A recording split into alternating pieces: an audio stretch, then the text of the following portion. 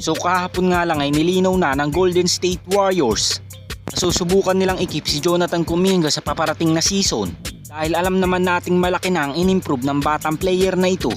at siya rin ang inaasahan na magiging franchise player ng Warriors dahil nasa kanya na ang potensyal para maging isang magaling na star player. At pinatunayan pa ni Kuminga this season, hindi siya dapat karapat-dapat na i-trade ng Golden State Warriors dahil siya nga nagsilbing number 2 option ng Dubs pagdating sa opensa. At kahit mismo ang 2-time MVP na si Stephen Curry alam ang halaga ni Jonathan Kuminga sa kanilang team. Dahil si Kuminga nga lagi ang sumusuporta sa scoring ng 2-time MVP upang mapagtagumpayan nila ang iilan nilang mga games nitong regular season.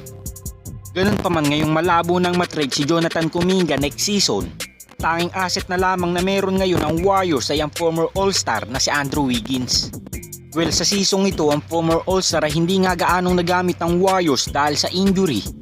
Sinamahan pa rin niya ng drama patungkol sa kanyang pamilya na alam nating ito rin na naging issue niya last season.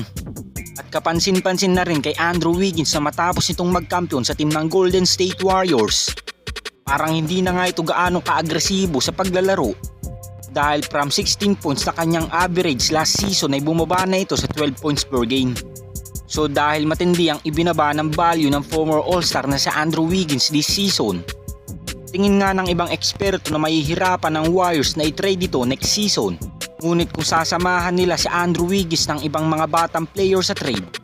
posibleng maraming mga kupunan ang magiging interesado sa offer ng Golden State Warriors. Kayo mga Lods, sinong young players ang pwedeng ipares kay Andrew Wiggins para makakuha ang Warriors ng mga di-kalibreng manlalaro next season? Comment down below lang mga Lods. At dahil wala pa ring update sa hinihinging kontrata ni Klay Thompson sa team ng Golden State Warriors, sa ngayon nga ay alam na nating mga fans na nagkakasundo na sila ng Orlando Magic at willing ang kupunan na ito na ibigay sa 4-time NBA champion ng lahat upang makuha lamang nila ito next season. At dahil malaki ang tsansa ng Orlando Magic na makuha si Klay Thompson next season, ayon naman sa latest update ng Basketball Forever, mismo ang former Defensive Player of the Year na si Dwight Howard na ang nagsalita na gusto nga daw niyang tapusin ang kanyang karir sa team ng Orlando Magic dahil sa hindi nga nakakalam ang team na ito ang nagdraft kay Dwight Howard bilang former number 1 pick. So kung mapapagbigyan man ng Orlando Magic ang former Defensive Player of the Year na si Dwight Howard, napakaganda nga ng kanilang duo ni Klay Thompson bilang mga veteran players sa team na ito dahil mas may gagawid nga nila mga batang players